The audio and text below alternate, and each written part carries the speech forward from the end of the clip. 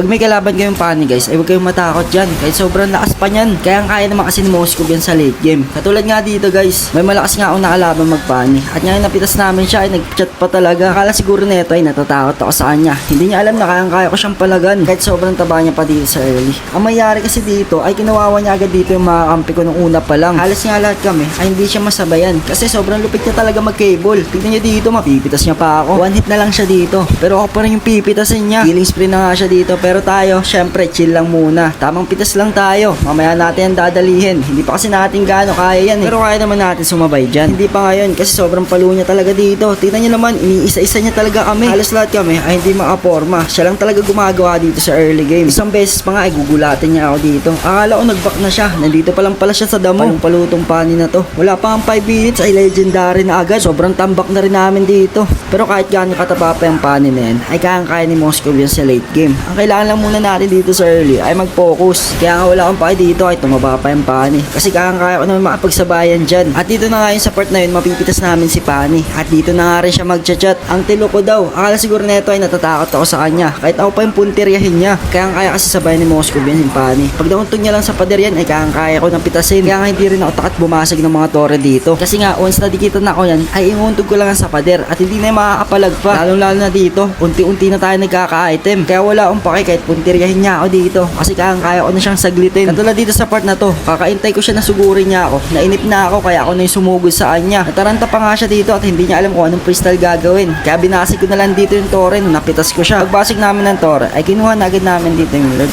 Basta guys, early lang talaga yung Pani na yan. Pag tumapak ng late game ay hindi na yung makakapalag pa. Sabay mag-a-antikiras pa ako. Ay di mas lalong di na ako mapupuntiryan yan. Kaya nga dito sa late game guys, ay hinayaan ko na siya mag-cable na mag-cable. Kasi kaya natin yan sabayan. Sumasanib pa sa atin dito si Angela. Ay di mas lalong kawawa yan sa atin. Pero dito guys, sa part na to guys, medyo natakot na yun sa atin yung Pani. Kasi nga mga triple kill na tayo dito. At kumpleto na yung core item natin. Nabasag pa dito yung mid lane nila. Kaya ka-trip na trip ko na siya abangan dito pag lumalabas siya ng base. Katulad nga dito sa part na to. Siya talaga yung hinihintay kong lumabas. Eh saktong-sakto lumabas nga talaga siya dito. Kaya ang ginawa ko yun, nag-cable siya sa harap ko. Nuntog ko na agad siya sa pader at pinitas. Basta yun lang gawin nyo guys pag may malakas kayong Pani na kalaban sa early game. Hayaan nyo lang, tamang chill lang tayo. Kasi kaya talaga natin sa late game. Panis na panis kay Moskov yan. Katulad nga sa laro na to. Dito sa late game ay wala nang magawa si Pani. Kung kanina ay kinakawawa niya lang kami lahat. Pero ngayon di na talaga siya makasabay. Kahit nga lumabas siya dito, di na talaga makalabas. Kaya ang ginawa ko nga dito ay pininterya ko na lang yung mga kampan niya. Ito na nga lang yung mga pinagpipitas ko. At ang mangyayari pa nga dito ay makakamay niya ako.